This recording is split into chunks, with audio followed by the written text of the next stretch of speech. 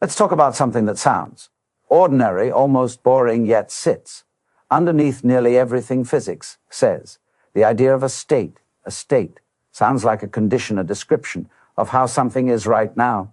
But in physics, it carries a precise meaning. A state is the full physical situation of a system written in the smallest amount of information needed to determine what can happen next. Physics has a strict rule here. It does not care about how a system arrived where it is. It only cares about how it is right now. If two situations are physically identical at this moment, physics treats them as the same, even if their histories were wildly different. A short example makes this concrete. Think about a cup of coffee on a table. To predict what happens next, physics does not need to know who brewed it, what cafe it came from, or how tired you are. What matters is whether it is hot or cold, how much coffee is there, and the surrounding room temperature. If two cups match in those properties, physics predicts the same cooling behavior for both. The story behind them disappears. Only the present description remains. That present description is the state. This idea reaches far beyond coffee. A moving ball, a gas in a room, a planet in orbit, all of them are treated the same way. Physics asks a single question: what information is required to fix the future behavior? Everything else is ignored, not out of laziness, but because it has no physical effect. This is where people often hesitate. It feels like something must be missing.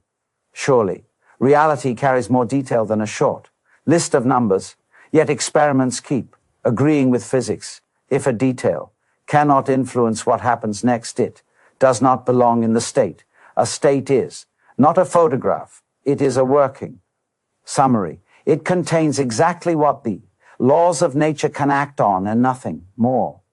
That makes states powerful and also a little unsettling.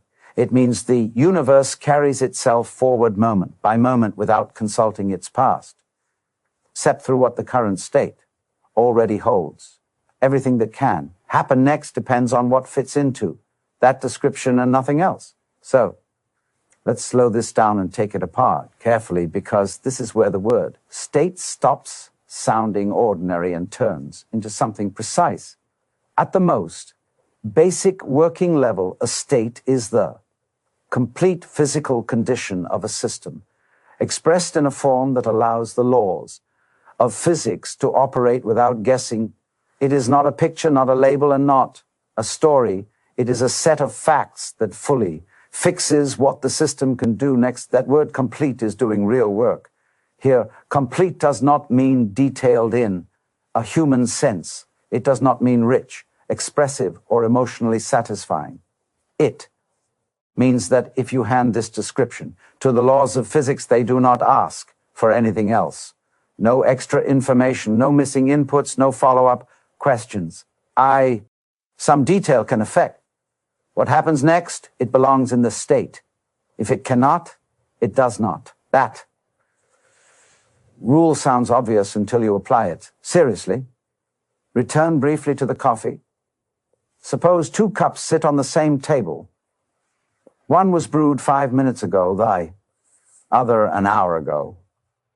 One was stirred clockwise, the other counterclockwise. One came from a cafe, the other from a kitchen.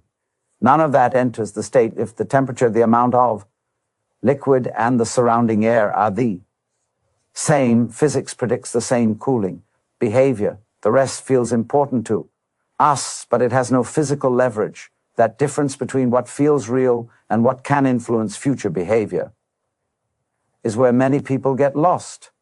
Physics has learned to be ruthless about it because prediction depends on it. This tells us something crucial about what a state actually is. A state is not how things look, it is how things are. Positioned relative to the rules, that is a very different notion. It trades rich description for functional sufficiency. This is why states so often look like a short list of numbers, not because reality is simple, but because most details cancel out when it comes to future change. People often expect that. More description should always improve. Prediction Physics finds the opposite. Extra description often adds noise. Without adding power, states are minimal on purpose. Now, follow the consequences of that idea. Any change you can think of, motion, heating, mixing, decay, growth, can be described as a transition from one state to another. The laws of physics are nothing more than rules that map one state into the next. This reframes the entire structure of physics. Instead of objects being pushed around by laws, you get states being updated by rules. Instead of causes acting on things, you get present conditions fixing future conditions. Take memory. People often speak as if physical systems remember their past. Physics says something stricter. Any trace of the past must be encoded in the current state. If it is not encoded there, it has no effect on what follows. A stretched spring carries information about being stretched because its present shape contains it. A scar carries information about an injury because the tissue structure contains it. A cooled cup of coffee carries no information about how hot it was an hour ago because nothing in its present condition encodes that fact. Memory in. Physics is not a mysterious faculty. It is information stored in a state. Leads to a result many people resist. The past has no direct influence on the present. Its influence exists only through what survives in the current state. If nothing survives, the past is physically silent. This is not a philosophical preference. It is forced by how prediction works. If two systems share the same state, physics gives them the same future. No experiment has ever contradicted this. Now let's push deeper into what a state is, not just how it behaves. A state is an abstract object. That word often raises eyebrows, but here it means something very specific. The state is not located in space the way the system itself is. System exists in space. The state exists in the space of possible conditions. Those are different arenas. A ball travels through space. Its state lives in a mathematical space whose coordinates represent position and motion. A gas fills a room. Its state lives in a space defined by quantities. Like temperature, pressure, and density, the system and its state are related, but they are not the same thing. This distinction becomes important as systems grow large. A gas contains an enormous number of particles, far too many to track individually. Still, it has a state. Physics uses collective quantities because they preserve predictive power. The full microscopic detail exists, but the state that physics actually uses is compressed. This reveals another sharp lesson. A system always has a state, even when no one can write it down. Existence and accessibility are not the same. Weather has a state. We measure parts of it, approximate others, and still get surprises. The laws did not fail. The description was incomplete. This reframes uncertainty in a very concrete way. Uncertainty is not something floating over reality. It is a mismatch between the actual state and the state we are able to specify. Physics never becomes confused. Descriptions do. This also explains why physics places so much emphasis on initial conditions. Laws by themselves do not produce specific outcomes. They only specify how states change. Without a state to act on, laws describe possibilities, not events. People often ask why the laws of physics do not explain everything. The answer is blunt. Laws do not select states. They transform them. The universe does not ask the laws what state to be in. It already is in one. Now bring this picture into modern physics. In quantum mechanics, the state takes a form that resists everyday language. It does not assign definite values to properties like position or motion. Instead, it encodes the full structure of possible outcomes, yet its role remains unchanged. the quantum state still, contains everything physics can say about what follows. Nothing extra can be pulled from it, nothing less will. Suffice, this result bothered many brilliant physicists. They suspected hidden layers beneath the formalism. Decades of experiments answered the same way. Predictions match the quantum state exactly, and no hidden layer reveals itself. Once again, physics encountered the same lesson. Reality provides exactly the information it uses, and no surplus. Here the idea of a state stands out as more than a technical detail. It holds the structure of physics together. The universe advances by carrying forward a compact description of itself. Each moment inherits on lie what the present state contains. Everything else drops out of physical relevance. This does not make reality thin. It makes it efficient. And now something subtle but powerful comes into view. If the state contains all that can influence what follows, then the question what exists quietly transforms into what can affect future change. In physics, existence and influence are inseparable. That single move explains why some things that feel important never appear in equations, while some abstract symbols carry enormous predictive force.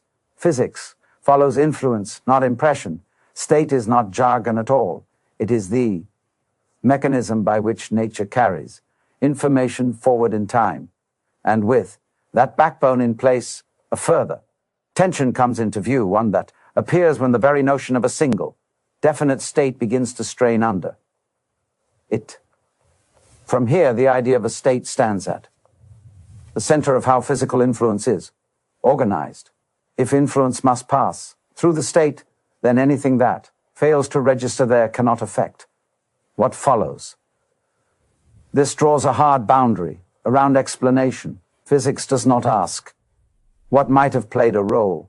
It asks what is encoded right now in a way that constrains the next moment. This changes how cause and effect are treated. Causes are not events reaching forward from the past. They are features of the present state that limit what can happen next. Effects are not produced by history pushing forward. They are produced by rules acting on current conditions that view clashes with everyday habits of thinking. People tend to place causes in stories about what happened earlier. Physics places them in the present. Description. Difference is structural, not linguistic. Now look at systems where states react strongly to small differences in chaotic dynamics, extremely tiny. Variations in the state lead to wildly different outcomes. Weather illustrates this well. Two atmospheric states that differ by amounts far below any practical measurement can lead to entirely different futures. The rules remain exact. Nothing about the laws breaks. The difficulty lies entirely in the state itself. Here is the striking result. Rule-based evolution survives. Even when prediction fails, the system follows its laws perfectly. Yet, foresight collapses because the state cannot be specified with enough precision. Unpredictability in this sense does not signal disorder. It signals sensitivity. This separates two ideas that are often mixed together. Lawfulness describes how states lead to states. Predictability describes whether those transitions can be tracked with the information available. One can hold without the other. Now move to smaller scales. Quantum physics accepts the same framework. And then let's talk about something that sounds ordinary, almost boring, yet sits underneath nearly everything physics says. The idea of a state sounds like a condition, a description of how something is right now. But in physics, it carries a precise meaning. A state is the full physical situation of a system written in the smallest amount of information needed to determine what can happen next. Physics has a strict rule here. It does not care about how a system arrived where it is. It only cares about how it is right now. If two situations are physically identical at this moment, physics treats them as the Same even if their histories were wildly different. A short example makes this concrete. Think about a cup of coffee on a table. To predict what happens next, physics does not need to. Know who brewed it, what cafe it came from, or how tired you are. What matters is whether it is hot or cold, how much. Coffee is there and the surrounding, room temperature. If two cups match in those properties, physics predicts the same cooling behavior for both. The story behind them disappears. Only the present description remains. That present description is the state. This idea reaches far beyond coffee. A moving ball, a gas in a room, a planet in orbit, all of them are treated the same way. Physics asks a single question: what information is required to fix the future behavior? Everything else is ignored, not out of laziness, but because it has no physical effect. This is where people often hesitate. It feels like something must be missing. Surely, reality carries more detail than a short list of numbers, yet experiments keep agreeing with physics. If a detail cannot influence what happens next, it does not belong in the state. A state is not a photograph. It is a working summary. It contains exactly what the laws of nature can act on and nothing more. That makes states powerful and also a little unsettling. It means the universe carries itself forward moment by moment without consulting its past, except through what the current state already holds. Everything that can happen next depends on what fits into that description and nothing else. So, let's slow this down and take it apart carefully, because this is where the word state stops sounding ordinary and turns into something precise. At the most basic working level, a state is the complete physical condition of a system, expressed in a form that allows the laws of physics to operate without guessing. It is not a picture, not a label, and not a story. It is a set of facts that fully fixes what the system can do next. That word complete is doing real work. Here, complete does not mean detailed in a human sense. It does not mean rich, expressive, or emotionally satisfying. It means that if you hand this description to the laws of physics, they do not ask for anything else. No extra information, no missing inputs, no follow-up questions. Some detail can affect what happens next. It belongs in the state. If it cannot, it does not. That rule sounds obvious until you apply it. Seriously, return briefly to the coffee. Suppose two cups sit on the same table. One was brewed 5 minutes ago, the other an hour ago. One was stirred clockwise, the other counterclockwise. One came from a cafe, the other from a kitchen. None of that enters the state if the temperature, the amount of liquid, and the surrounding air are the same. Physics predicts the same cooling behavior. The rest feels important to us, but it has no physical leverage. That difference between what feels real and what can influence future behavior is where many people get lost. Physics has learned to be ruthless about it because prediction depends on it. This tells us something crucial about what a state actually is. A state is not how things look, it is how things are. Positioned relative to the rules, that is a very different notion. It trades rich description for functional sufficiency. This is why states so often look like a short list of numbers, not because reality is simple, but because most details cancel out when it comes to future change. People often expect that. More description should always improve. Prediction. Physics finds the opposite. Extra description often adds noise. Without adding power, states are minimal on purpose. Now, follow the consequences of that idea. Any change you can think of, motion, heating, mixing, decay, growth, can be described as a transition from one state to another. The laws of physics are nothing more than rules that map one state into the next.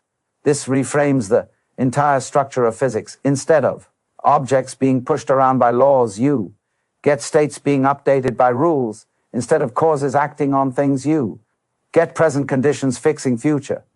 conditions. Take memory. People often speak as if physical systems remember their past. Physics says something stricter.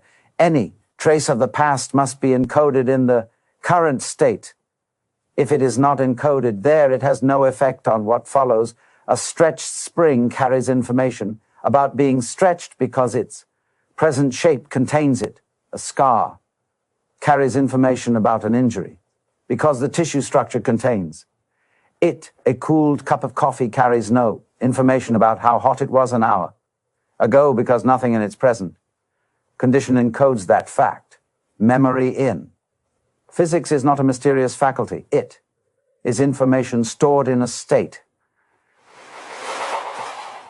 Leads to a result many people resist. The past has no direct influence on the present. Its influence exists only through what survives in the current state. If nothing survives, the past is physically silent. This is not a philosophical preference. It is forced by how prediction works. If two systems share the same state, physics gives them the same future. No experiment has ever contradicted this. Now let's push deeper into what a state is, not just how it behaves. A state is an abstract object. That word often raises eyebrows, but here it means something very specific. The state is not located in space the way the system itself is. System exists in space. The state exists in the space of possible conditions. Those are different arenas. A ball travels through space. Its state lives in a mathematical space whose coordinates represent position and motion. A gas fills a room. Its state lives in a space defined by quantities. Like temperature, pressure, and density, the system and its state are related, but they are not the same thing. This distinction becomes important as systems grow large. A gas contains an enormous number of particles, far too many to track individually. Still, it has a state. Physics uses collective quantities because they preserve predictive power. The full microscopic detail exists, but the state that physics actually uses is compressed. This reveals another sharp lesson. A system always has a state, even when no one can write it down. Existence and accessibility are not the same. Weather has a state. We measure parts of it, approximate others, and still get surprises. The laws did not fail. The description was incomplete. This reframes uncertainty in a very concrete way. Uncertainty is not something floating over reality. It is a mismatch between the actual state and the state we are able to specify. Physics never becomes confused. Descriptions do. This also... What if the real problem isn't that you can't focus, but that you've been trying to force focus in entirely the wrong way? Most people treat concentration like a battle. They sit down, stare at their work, and try to wrestle their attention into submission through sheer willpower. When their mind wanders, they get frustrated and try even harder. It's exhausting, and worse, it doesn't work. The brain doesn't respond well to force. It responds to conditions. Think about the last time you were completely absorbed in something.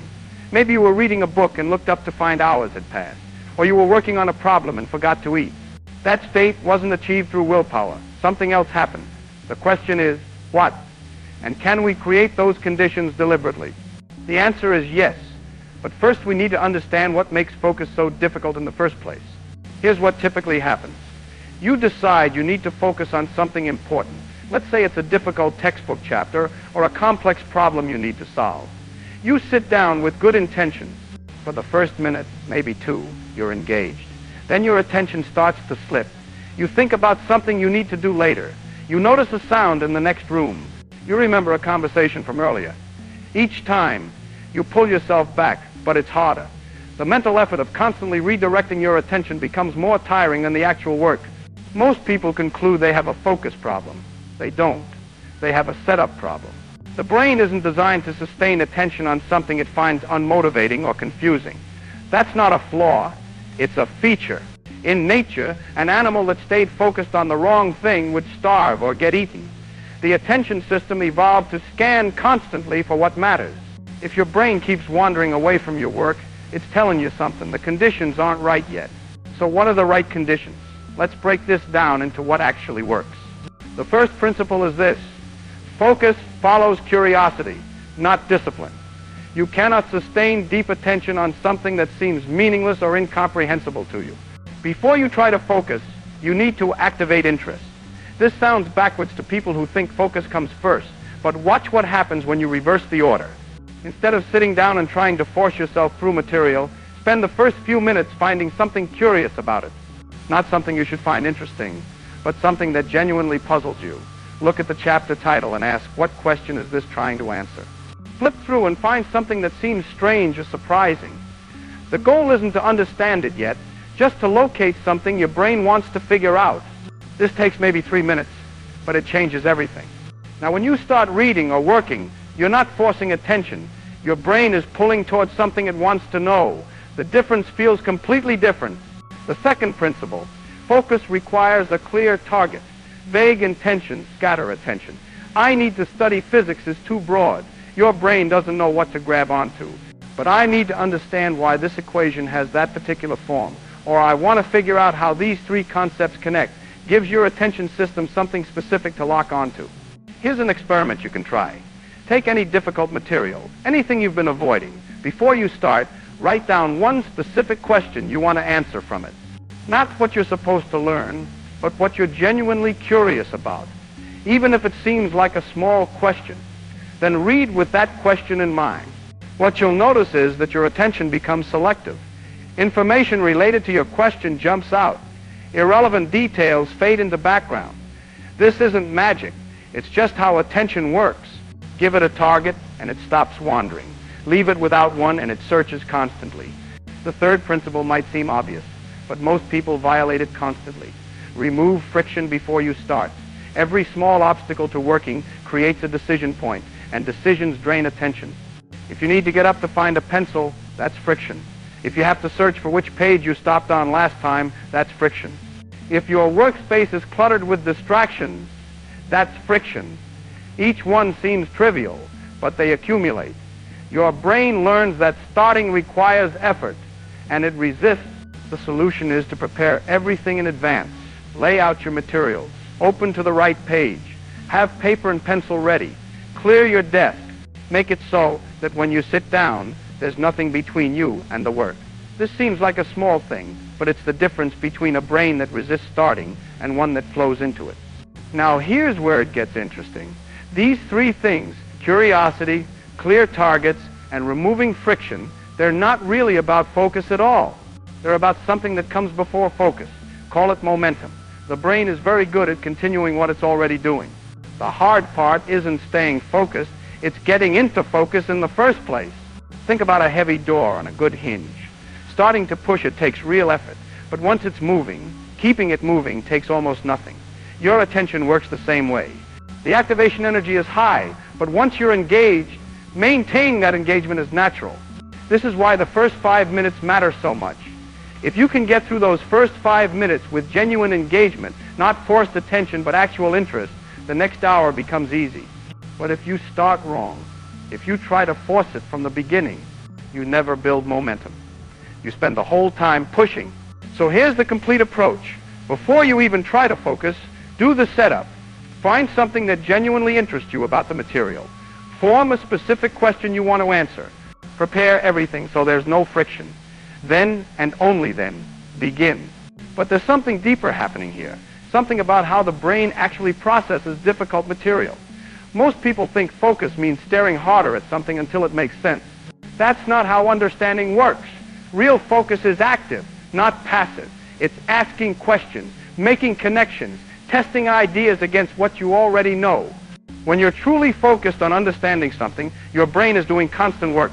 It's asking, does this make sense? How does it connect to what I learned before? What would happen if this part were different?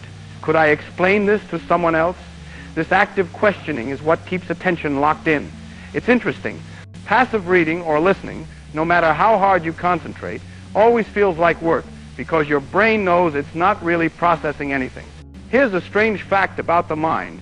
It can't stay focused on something it doesn't understand unless it's actively trying to understand it. Read that again. You can't concentrate on confused material by trying harder to concentrate. You have to change what you're doing. You have to engage with the confusion itself. Ask what specifically confuses you. Try to state the problem in different words. Draw a diagram, even if it's rough. Work an example with simple numbers. The moment you do this, something shifts. Your attention stops trying to escape because now there's something to grab onto. You're not just absorbing information, you're wrestling with ideas. The brain finds that interesting. Let's get practical. Imagine you're facing something genuinely difficult. A dense textbook chapter, a complex proof, a technical manual. The traditional approach is to start at the beginning and try to push through. This works for easy material but fails for hard material because your attention gives out before you make progress. Try this instead. Open to the middle of the section. Look at a diagram or an equation or a key statement. Don't try to understand it yet. Just look at it and ask, what would I need to know to make sense of this? Write down your guesses. Then flip back and scan for those pieces. What you're doing is creating a structure before you try to fill it in. Your brain now has questions it wants answered, and those questions guide your attention through the material. When you find something relevant, it clicks into place because you already have a slot for it. The focus required is much less because the work is organized. Here's another technique that works remarkably well. Before reading a section, close the book and write down everything you think you already know about the topic, even if it's not much. Just rough notes, whatever comes to mind. This activates relevant knowledge and creates gaps you can feel. When you then read, you're not starting from zero. You're building on something, correcting misunderstandings, filling gaps. The brain finds this much more engaging than trying to absorb new information in a vacuum. Now, let's talk about what to do when focus breaks, because it will. No one maintains perfect focus for hours. The question is what you do when you notice your mind has wandered. Most people do one of two things, both wrong. Either they get frustrated and try to force themselves back, or they give up and assume they're not capable of focusing today. Here's what actually works. Recognize the wander, don't judge it, and restart with a new question.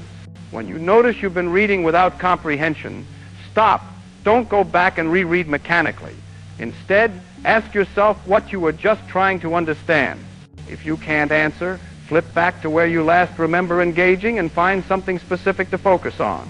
A particular sentence that seems important, a connection you want to explore, anything that gives you a new entry point. The restart is quick, maybe 30 seconds, but it reestablishes the conditions that allow focus. You're not forcing attention back, you're recreating the curiosity and target that make attention natural. Over time, you get better at this. Not because your focus muscle gets stronger, that's not how it works, but because you learn to recognize earlier when conditions are breaking down. You notice when you're reading without asking questions. You catch yourself before spending 20 minutes in a fog. The cycles of focus and refocus get tighter, and the overall quality of your engagement improves. There's something else worth understanding about deep focus. It's not constant, it pulses. Even when someone appears completely absorbed, their attention is actually cycling through different modes. Intense concentration for a few minutes, then a slight relaxation where the mind integrates what it just learned, then back to intensity. This is normal and healthy. The problem comes when you misinterpret the relaxation phase as losing focus. You panic and try to force intensity back immediately. This actually disrupts the natural rhythm. Better to recognize that after 10 or 15 minutes of hard concentration, your brain needs a moment to consolidate. Not a long break, not a distraction, just a slight easing. Look up, take a breath, think about what you just learned, then return. These natural rhythms, once you stop fighting them, make sustained focus possible. You're not trying to maintain peak intensity for an hour straight. You're riding waves. Intense focus followed by brief integration. Over and over. The overall effect is what we call deep work, but up close it's more like a heartbeat than a marathon. Let's pull this together with a concrete scenario. You have 3 hours to work on something difficult and important. A research problem, a complex text, detailed calculations, whatever. You want those 3 hours to actually count. Here's what works. Before starting, spend 5 minutes clarifying what you're trying to accomplish. Not a broad goal like make progress, but specific. What question will you try to answer? What understanding do you want to have that you don't have now? Write it down in one sentence. Then spend another 5 minutes setting up, gather materials, clear space, open to the right page, eliminate obvious distractions. Make it so that when you're ready, you can simply begin. Now, start, but not with the hardest part. Start with something related but slightly easier, something that activates relevant thinking but doesn't immediately overwhelm. Maybe that's reviewing what you worked on last time. Maybe it's working a simple example before tackling the complex one. The goal is to build momentum before you need it. After 10 or 15 minutes, once you feel engaged, then move to the difficult core of the work. Now you have momentum, activated knowledge, and a clear question driving you forward. The focus you need is available because the conditions are right. Work for 30 to 40 minutes at high intensity. Then take a real break, not checking other things. That's not a break for your attention system. Actually step away, walk around, look out a window. Let your mind go completely loose for 5 minutes. This isn't wasted time. It's when consolidation happens. Return and repeat. Each cycle builds on the last. By the third hour, you're not trying to focus anymore. You're caught up in the problem. Your brain wants to continue. That's what real focus feels like. Not forced, but pulled. Here's what people miss. The quality of focus matters far more than the duration. 1 hour of genuine active engagement beats 4 hours of forced attention every time. Most people measure focus by how long they can keep themselves in the chair. But that's measuring endurance, not depth. Real depth comes from working with your brain's natural tendencies, not against them. The brain focuses easily on what seems important and comprehensible. When it doesn't focus, usually that means something about the task seems pointless or too confusing. The solution isn't to try harder. It's to make the work feel important by connecting it to genuine curiosity and make it comprehensible by breaking it into questions you can actually engage with. This might sound like it only applies to intellectual work, but the principles are universal. Whether you're learning something new, solving a problem, or creating something, the mechanics are the same. Find what's interesting, make it specific, remove friction, build momentum, work in rhythm, let the depth come naturally rather than forcing it. There's something almost paradoxical about focus. The harder you try to force it, the more it resists. But set up the right conditions, and it happens almost effortlessly. Not because focus is easy, but because you're finally working with your brain's design instead of against it. The real skill isn't learning to concentrate harder. It's learning to create the conditions where concentration becomes natural.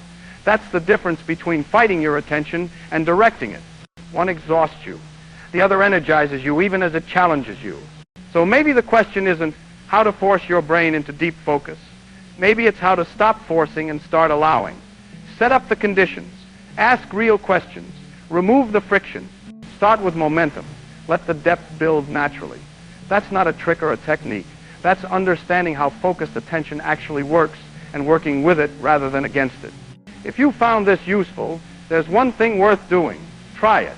Take something you've been avoiding because it requires focus you don't think you have.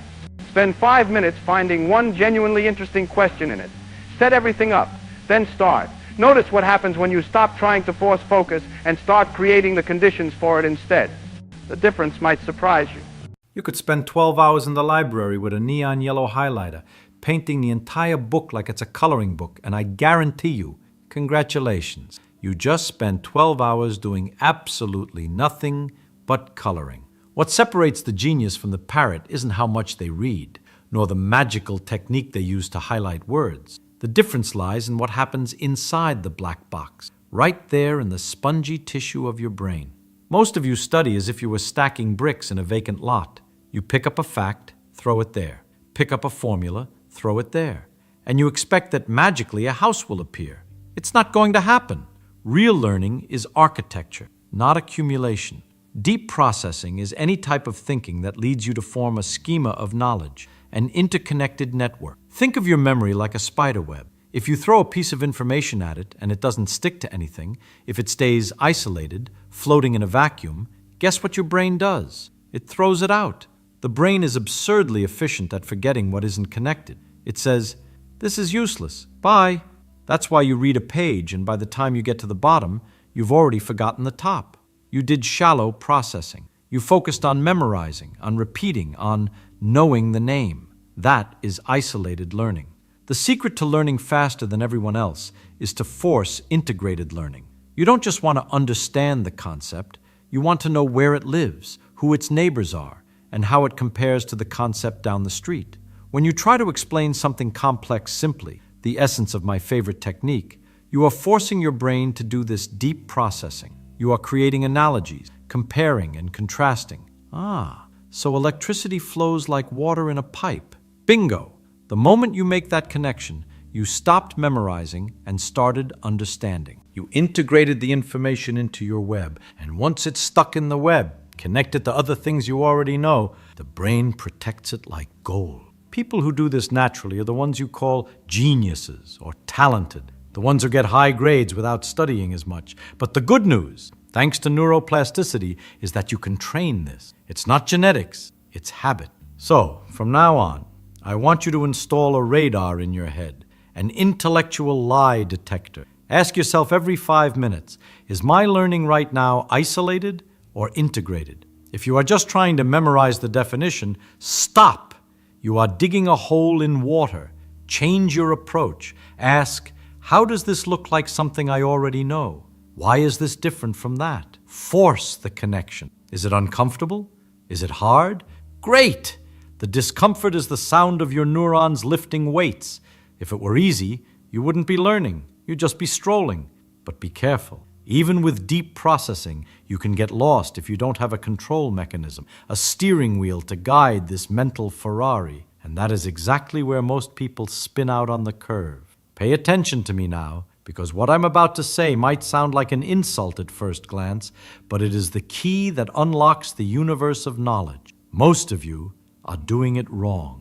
You look at a book, at a formula, at a complex concept, and you think that knowing the name of something is the same as knowing something. It's not. I can know the name of a bird in all the languages of the world, but when I'm done, I'll know absolutely nothing about the bird. I'll only know about the humans who named it. To learn for real, to learn fast, to learn in a way that sticks to your mind like gum on a shoe, requires something more. It requires brutal honesty. It requires you to stop kidding yourself. And the best way to stop kidding yourself is to try to teach what you think you know to someone who knows nothing, or better yet, to a 5-year-old. If you can't explain it simply, you didn't understand it. Period. Now, imagine with me something that will change the way you face every book, every class, every new intellectual challenge. Imagine there is a secret, not magic, but a method, a sort of algorithm for the brain that allows you to devour information and transform it into deep understanding, not just cheap memorization. This method, my friends, starts with a fundamental shift in your head. The first step isn't opening the book, it's opening the mind. I'm talking about mindset. You see confusion as the enemy. You look at a difficult problem, feel that knot in your stomach, that feeling of, I'm too dumb for this, and you run. Wrong. Confusion is the signal. It is the pain of intellectual growth. If you aren't confused, you aren't learning. You're just reviewing what you already know. People with a fixed mindset look at a mistake and see failure. People who learn fast, who really understand the gears of the world, look at a mistake and see data. They see information. So it's not this way. Interesting. It is this curiosity in the face of error that accelerates learning by 20 times. Yes, 20 times. I'm not the one saying it, the data is. So, the first thing you need to do to master this technique, to learn faster than everyone else, is to embrace the initial stupidity. Accept that you are going to feel like an idiot at the beginning. And guess what? It's wonderful, because that is the moment the magic happens. It's when your brain starts making new connections, neuroplasticity kicks in, breaking and remaking paths. But you have to want this. You have to be willing to look foolish to become a genius. If you are afraid of making mistakes, you've already lost before you started. Learning to learn is absurdly important and absurdly complicated, but it starts with this simple permission, the permission to be wrong. Now, It's no use having the right mindset if you can't even get your butt in the chair. And here we enter the second dimension, something many of you ignore because you think it's stuff for clean freaks, but it's pure physics, self-management. Learning doesn't happen in a vacuum. If you think you're going to understand quantum mechanics in 30-second bursts, I have bad news. You won't. Deep learning requires a protected environment. It requires you to manage your focus as if it were the scarcest resource on the planet, because it is. You need to identify the chain of events that leads to your distraction. You pick up your phone to check the time, see a notification, click it, and poof, an hour is gone. You need to cut this at the root. Isolate the behavior, remove the temptation, create a space where deep study can actually happen. Without this, the technique I'm going to teach you is nothing more than a nice theoretical idea. You need uninterrupted time and attention to truly process the information. And process is the key word here. It's not about reading. Reading is easy. Anyone can read. It's about what your brain does with what you read. And that is where the majority fails miserably. Forget everything you think you know about studying. Seriously, throw it out.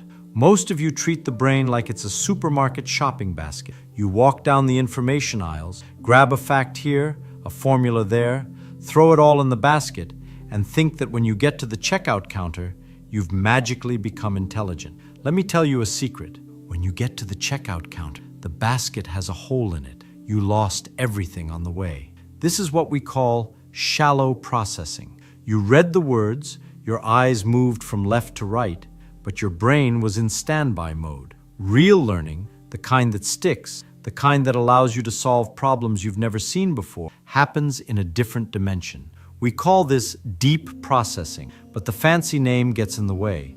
Let's call it what it really is: the art of not letting information die of loneliness. Understand one thing about your gray matter: it hates orphaned information. If you learn an isolated fact, let's say the definition of mitochondria, and you don't connect it to anything, your brain looks at it and says, "This connects to nothing I already know, therefore it's trash." And poof, it disappears in less than a minute. Deep processing is the deliberate act of stitching new information into the fabric of what you already know. It's not about memorizing, it's about integrating. Imagine that your knowledge is a giant spider web. The amateur student tries to glue a speck of dust in the air with no thread attached. The genius pulls a thread from the existing web and ties it to the new information. He asks, "How is this similar to what I saw yesterday? How is this different from what I expected? If this is true, what else must be true?" Do you want to know if you are really learning or just wasting time? Turn on your radar for isolated versus integrated. If you are reading and thinking, "Okay, got the definition, next," you are in isolated mode. You are digging your own intellectual grave. Integrated mode is loud. It's chaotic. You stop and think, "Wait, this works exactly like the water pressure in the pipes at my house." In that moment, when you create an analogy, when you translate the complex into the simple, you created a physical hook in your brain. You transformed a loose piece of data into a robust knowledge schema. That's why I always say, if you can't explain it to your grandmother, you didn't understand it, because explaining requires you to connect the new idea to concepts she already has. But I'm going to be honest with you. This hurts. Deep processing is uncomfortable. It's exhausting. Your brain is going to want to go back to the comfort of just highlighting the text and passively rereading. Resisting that comfort is what separates the curious from the mediocre. You are building mental muscles, and there is no hypertrophy without sweat. Now, you can have the right mindset, the perfect environment, and be willing to process deeply. But how do you guarantee you aren't kidding yourself along the way? How do you know if your brilliant analogy isn't actually complete nonsense? You need a real-time quality control system. You need to be the manager of your own mental factory. And this is where most people smash their faces against the wall, because the fourth dimension is missing. You are there, sweating bullets, trying to connect the dots, creating analogies, forcing your brain out of its comfort zone. Great, but who is in command? Who is checking if you aren't just running in circles with great intensity? Most of you study like a broken robot that hits a wall, backs up, and hits the same wall again, only harder, hoping the wall will move. That's not persistence, it's insanity. To learn faster than anyone else, you need to develop a dual personality. You need to be the student who is learning and at the same time the cruel scientist observing that student with a clipboard in hand. We enter the fourth dimension, self-regulation. It is the ability to monitor your own thinking in real time and, most importantly, have the courage to change course when the ship is sinking. Most people have a primitive adjustment strategy. Oh, I did poorly on the test? I'll study more hours. Wrong. More hours doing the wrong thing just creates a more consolidated mistake. Self-regulation requires a constant three-step cycle: cue, monitoring, and adjusting. You are reading a complex text. Suddenly, your eyes pass over 3 paragraphs and you absorbed nothing. That is the cue. The mediocre student ignores the cue and keeps reading, praying for a miracle. The elite student monitors. Whoops, my brain turned off. Passive mode took over. And then he makes the adjustment. He doesn't keep reading. He stops. He changes the technique. Reading isn't working. I'm going to draw a diagram. I'm going to try to explain it out loud to the wall. I'm going to ask the book a question.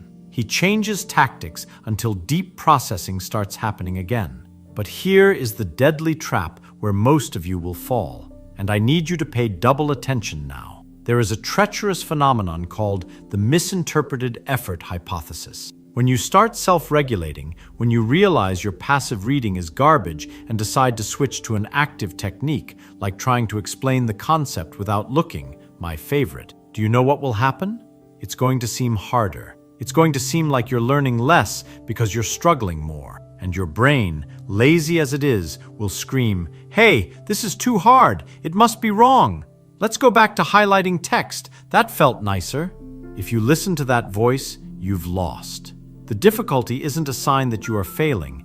It is physical proof that you are learning. If you change your technique and feel like your brain is frying, congratulations, you just found the way. Don't retreat to comfort. Self-regulation is the discipline of feeling the discomfort of inefficiency, adjusting to a harder technique, and enduring the pain of growth. You need to be ruthless with your own method. Don't fall in love with the way you study. Fall in love with understanding. If a tool doesn't work, throw it out and grab another. Test, fail, adjust, repeat. If you do this, you stop being a passive passenger in your education and become the pilot. But even if you have the mindset, the focus, the deep processing, and the self-regulation, there is a final villain, a silent thief that steals everything you've achieved while you sleep.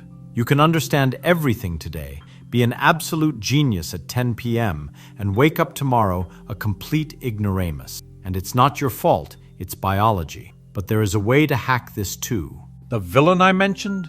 His name is decay. It is the law of entropy applied to your memory. You built that beautiful house of cards of knowledge last night, and this morning, the wind blew and half of it fell.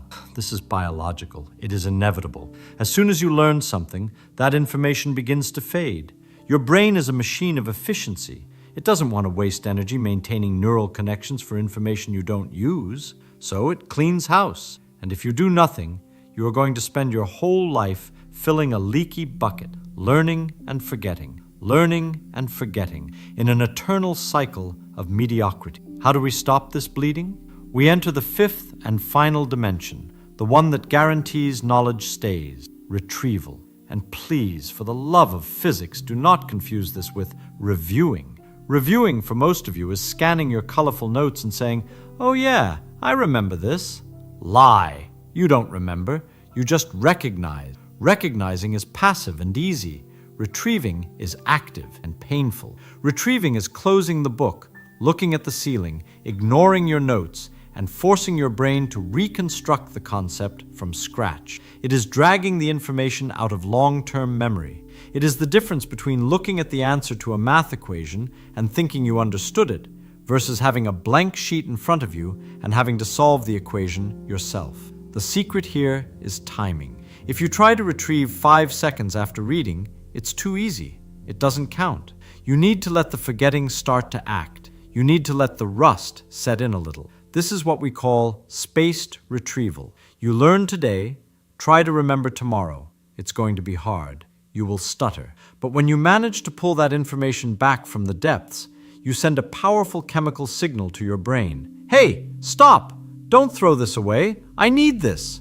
You reset the forgetting curve, and every time you do this, the memory decays more slowly. You are literally refilling the memory before it empties. But there is a final trap for those who think they are clever. Don't be a flashcard robot. Many of you fall into the error of practicing retrieval in an isolated way. You memorize definitions like parrots. What is the mitochondria? The powerhouse of the cell. Great. You memorize the phrase. But if I give you a complex biology problem where cellular energy is the key, you freeze. Why? Because you practiced isolated retrieval, not integrated retrieval. The golden rule is practice how you play. If in the real world or on your exam you need to solve problems, it's useless to practice reciting definitions. You need to retrieve knowledge by applying it. Mix up the subjects. Use interleaving. Attack the problem from different angles. Force your brain to not just remember what it is, but where and how to use it. Now you have the complete map. You have the 5 keys. But having the treasure map doesn't make you rich if you don't start digging. And most of you, unfortunately, love collecting maps and hate picking up the shovel. Mindset to accept the mistake. Self-management to create the space. Deep processing to weave the web. Self-regulation to pilot the process. And retrieval to beat time. But let me tell you one last inconvenient truth, perhaps the most important of all. Knowing how the engine works doesn't make the car go. You can watch this video 100 times. You can tattoo deep processing on your forehead. But if you don't close this tab right now and go there, in the silence, to fight against the confusion and the urge to give up, nothing will change. The first principle is that you must not fool yourself, and you are the easiest person to fool. Do not confuse the familiarity of watching a video with real understanding. Nature cannot be fooled. Your brain cannot be cheated. Either you build the connections or you have nothing. If you made it this far, if you endured the complexity and are willing to embrace the discomfort, you are already part of an absolute minority. Prove it now. I want you to make a brutal diagnosis of yourself right here and now. Which of these 5 dimensions is your anchor? What is your speed limiter? Is it the fragile mindset?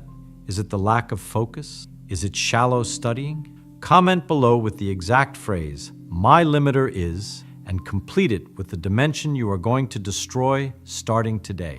Make it public. Commit to it. Most people will close this video and go back to the comfort of the shallow, of the illusion of competence. They will continue studying a lot and learning little, frustrated, blaming a lack of talent, but not you. Now you know that talent is a lie. What exists is the method. You have the choice to step out of the cave. Learning to learn is the superpower that makes all other superpowers possible. If you master this, there is no book too hard. There is no concept too complex. The whole world opens up for you to play. And if this spark lit something inside you, if you felt that tingle of curiosity you haven't felt in a long time, smash the like button. Not for the algorithm, but as a signal to yourself that you value depth in a world addicted to superficiality. Subscribe to the channel if you want to continue exploring the universe of knowledge without training wheel.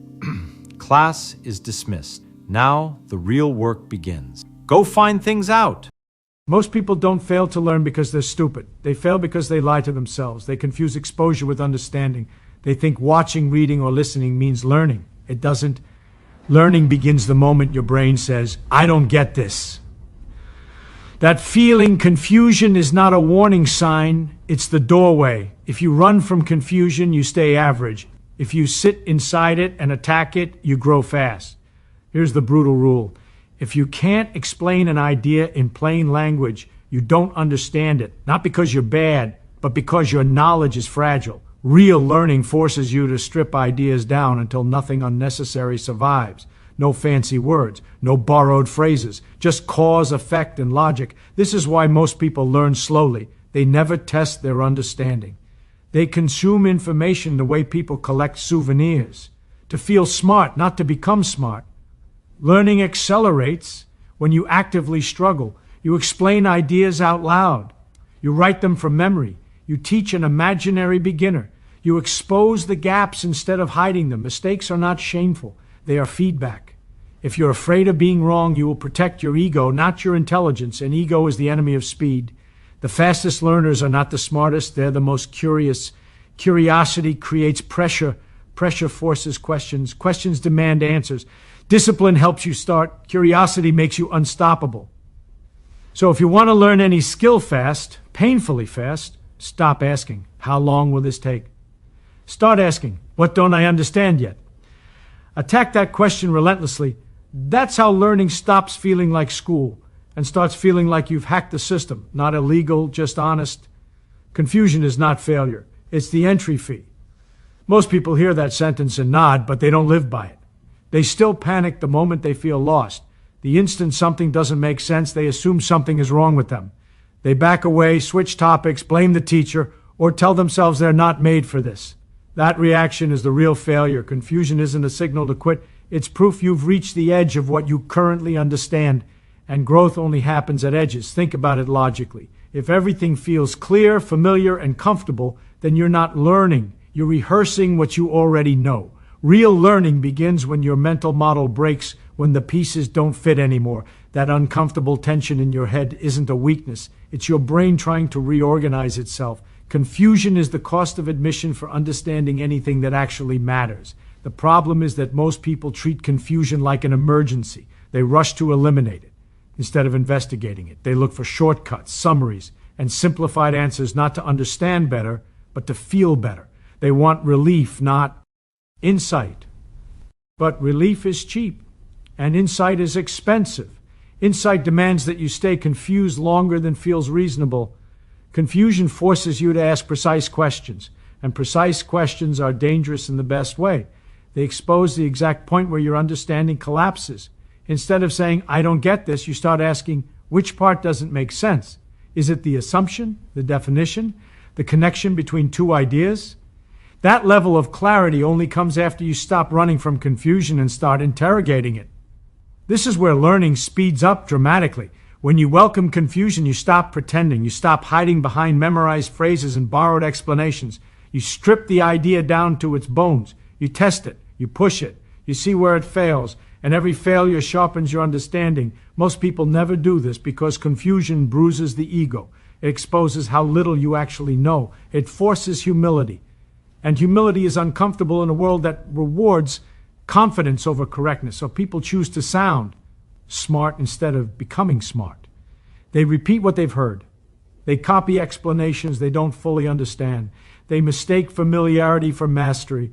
But confusion doesn't care about your image. It doesn't negotiate. It sits there and waits. You can ignore it, but it doesn't go away. It just turns into shallow knowledge, the kind that collapses the moment you need to use it. The fastest learners accept a brutal truth. Feeling stupid is part of the process. Not occasionally, constantly. Every time you move into new territory, you will feel lost again. That's not a sign that you're bad at learning. It's a sign that you're doing it right. Confusion is also a filter. It separates those who are serious from those who just want the appearance of intelligence. Anyone can feel smart when things are easy. Very few people are willing to sit with not knowing, to struggle without immediate reward. But that struggle is where deep understanding is forged. When you stay with confusion, something interesting happens. Patterns start to emerge. The fog doesn't lift all at once, it thins. Small connections appear. One idea clicks, then another. Suddenly what felt impossible becomes obvious, and you can't believe you didn't see it earlier. That's the moment people call talent. But it isn't talent, it's persistence in confusion. And here's the part most people miss. Confusion is temporary, but clarity compounds. Once you truly understand something, it becomes a tool. You can reuse it, combine it, build on it. Each hard-earned insight makes the next one easier, but only if it's real understanding, not memorized noise. If you avoid confusion, you pay for it later with fragility. Your knowledge works only in perfect conditions. Change the problem slightly, and everything breaks. If you embrace confusion early, you build flexibility. You understand principles, not just procedures. You can adapt. You can reason. You can create. So stop treating confusion like a personal flaw. It's not an insult to your intelligence. It's an invitation. The question is whether you accept it. Most people don't. They turn back at the first sign of discomfort and wonder why they never get good at anything meaningful. If you want to learn faster than everyone else, you don't need better resources or secret techniques. You need a different relationship with confusion. You need to stop asking how to avoid it and start asking how to use it. Because the truth is simple and unforgiving. There is no shortcut around confusion. There is only one path, straight through it. If you can't explain it simply, you don't understand it. That sentence is uncomfortable because it removes every place to hide. It doesn't care how many books you've read, how advanced the topic sounds, or how impressive your vocabulary is. It draws a hard line between knowing about something and actually understanding it. And most people live on the wrong side of that line without realizing it. Complex language often feels like intelligence, but it's frequently just camouflage. When someone uses long explanations filled with jargon, it creates the illusion of depth. Listeners assume the speaker must know what they're talking about because it sounds sophisticated. But sophistication is cheap. Real understanding is simple, clean, and precise. It gets to the point without decoration. When you truly understand something, you can compress it. You can strip it down to its essentials. You can explain it to someone with no background and still be accurate. That ability doesn't come from memorization. It comes from clarity. And clarity only appears after you've fought with an idea long enough to see what actually matters and what doesn't. Most people skip that fight. They learn definitions instead of meaning. They memorize formulas without understanding where they come from. They repeat explanations they've heard without testing whether those explanations make sense to them. As long as the words sound right, they assume the understanding is there. It isn't. Try this experiment. Take any idea you believe you understand and explain it out loud using plain language. No technical terms unless they're absolutely necessary. No metaphors borrowed from someone else. Just your own words. If you stumble, loop around, or rely on phrases you can't define, you've just found the gap. That gap is the difference between familiarity and mastery. This is why teaching is such a powerful test. When you teach, excuses disappear. You can't hide behind complexity because the listener won't let you. Every vague statement gets challenged. Every skipped step becomes obvious. Teaching forces you to confront what you don't know, not in theory, but in real time. It's brutal, but it's honest. Simple explanations are not shallow, they are refined. Think of it like compression. Anyone can dump information. Few people can distill it. Distillation requires judgment. You have to decide what's essential and what's noise. You have to understand the structure of the idea well enough to reorganize it. That process sharpens thinking more than any amount of passive study. There's also a psychological trap at work.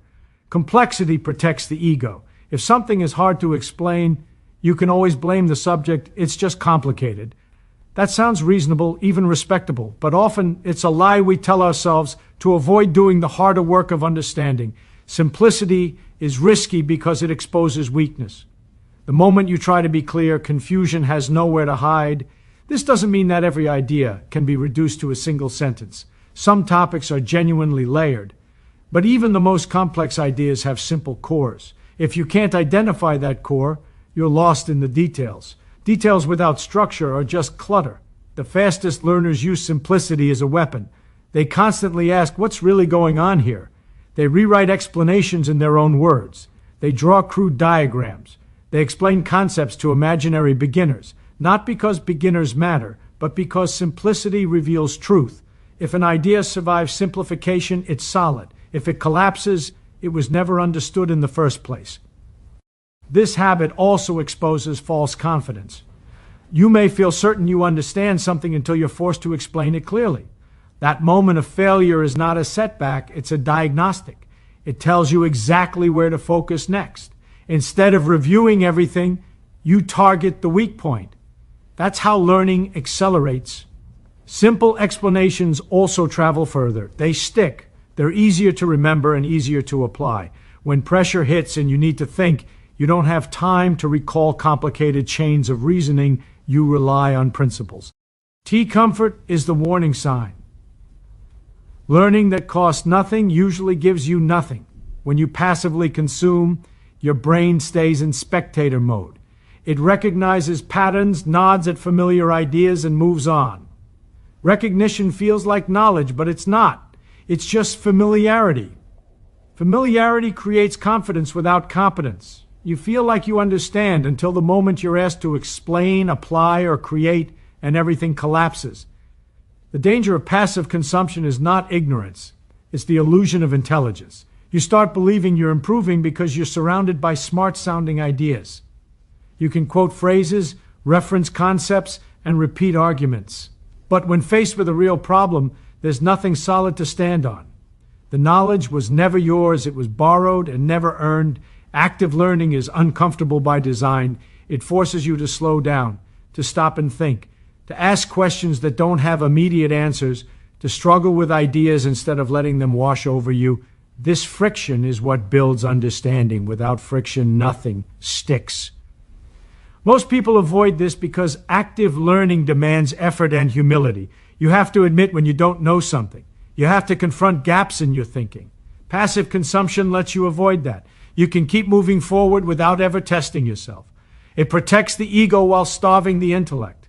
Look at how people learn today. They save articles they never read again. They highlight books without revisiting the highlights. They watch educational videos at double speed and call it efficiency. None of this requires engagement. None of it forces understanding. It's intellectual tourism, visiting ideas without living in them. Real learning begins when consumption turns into production. When you take an idea and do something with it, write about it from memory.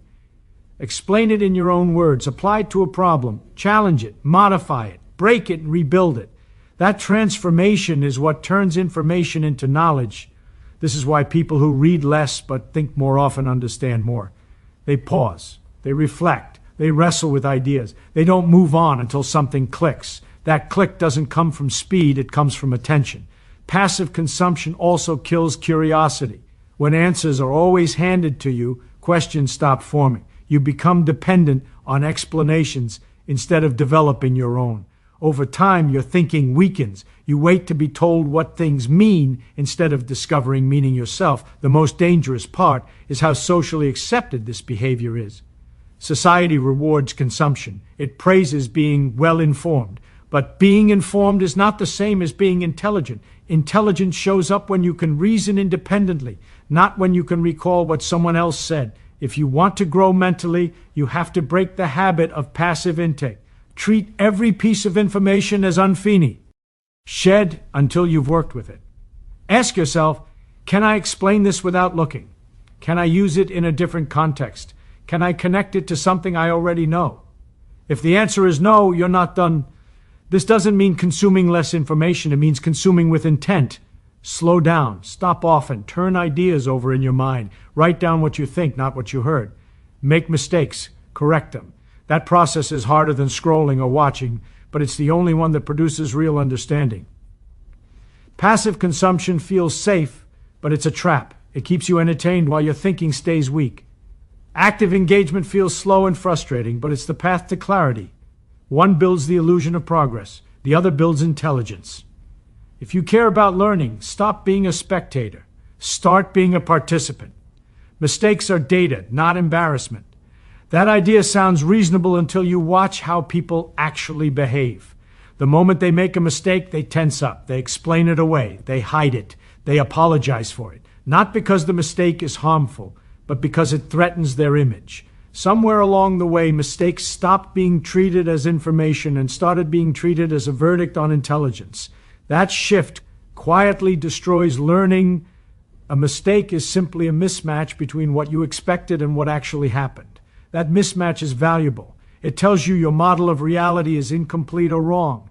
If you remove emotion from the situation, a mistake becomes a signal, not a failure. It's reality giving you feedback. The problem isn't the mistake, it's the story you attach to it. Most people interpret mistakes personally. They don't see an error in thinking, they see a flaw in themselves. That interpretation creates fear. Fear creates avoidance. And avoidance guarantees stagnation. You can't improve at anything you refuse to test. Honestly, this is why people play it safe. They choose tasks they already know they can do. They repeat what feels comfortable. They stay within boundaries that protect their ego. But safety is expensive. It costs growth. If you never make mistakes, you're not pushing hard enough to find your limits. Mistakes accelerate learning because they narrow the search. Every error rules out a wrong path. It tells you not this. That information is incredibly useful if you pay attention to it. But to use it, you have to stop reacting emotionally and start analyzing. The fastest learners treat mistakes like experiments. Something was tried. A result appeared. Now the question becomes, why did it happen this way? Was the assumption wrong? Was the step missing? Was the timing off? Each question sharpens understanding. Each correction moves you closer to accuracy. Embarrassment only enters when mistakes are tied to identity, when being wrong feels like being exposed. That mindset confuses performance with worth. But intelligence isn't proven by never being wrong. It's proven by how quickly you adjust when you are. Look closely at anyone who is exceptionally good at something. You'll find a long history of errors behind their competence. What separates them from everyone else is not fewer mistakes, but a healthier relationship with them. They don't flinch at failure. They examine it. Avoiding mistakes doesn't make you competent. It makes you fragile. Fragile knowledge works only under ideal conditions. Change the situation slightly and it collapses. Knowledge built through trial, error, and correction is robust. It adapts. There's also a social dimension to this. Many people fear mistakes because they don't want to look stupid in front of others. But looking competent is not the same as becoming competent. One is performance, the other is progress. You can choose only one in the early stages. Mistakes also expose hidden assumptions. Often you don't realize what you believe until reality contradicts it. That contradiction is gold. It reveals the invisible structure of your thinking. Without mistakes, those assumptions remain untested and uncorrected. If you want to learn faster, you need to deliberately create situations where mistakes are likely.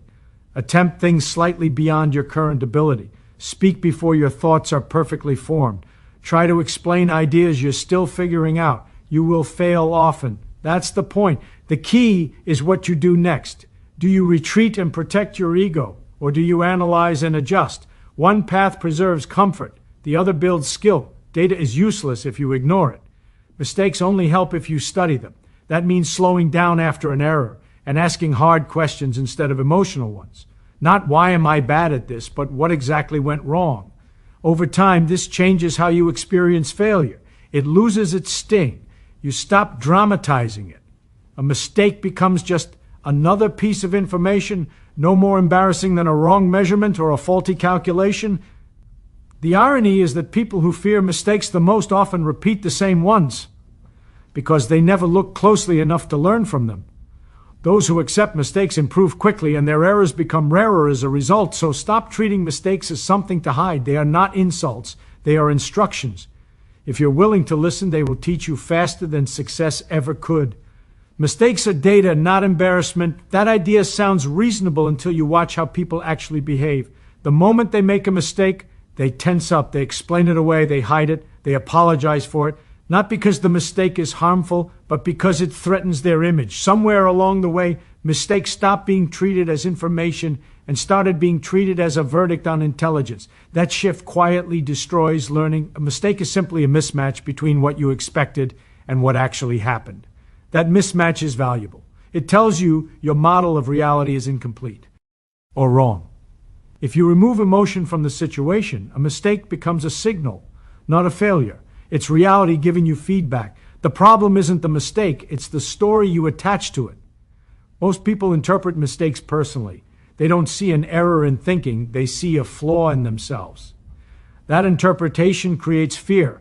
Fear creates avoidance, and avoidance guarantees stagnation. You can't improve at anything you refuse to test. Honestly, this is why people play it safe. They choose tasks they already know they can do. They repeat what feels comfortable. They stay within boundaries that protect their ego. But safety is expensive. It costs growth.